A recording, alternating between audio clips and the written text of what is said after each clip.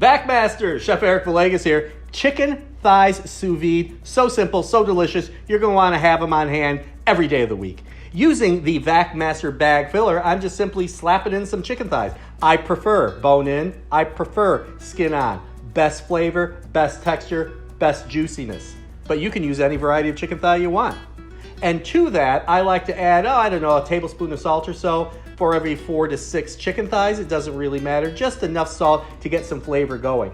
Then you just need to vacuum seal it up using a chamber machine. You can see me running my finger across the top. That's just to make sure that there's no kinks on the bag so I get a good quality seal. And using a chamber machine, you always get that. Drop it into a preheated circulator, 65 degrees Celsius, minimum 3 hours, up to 6 hours. Perfectly juicy chicken thighs every time. You can season it any way you want. You can finish it any way you want.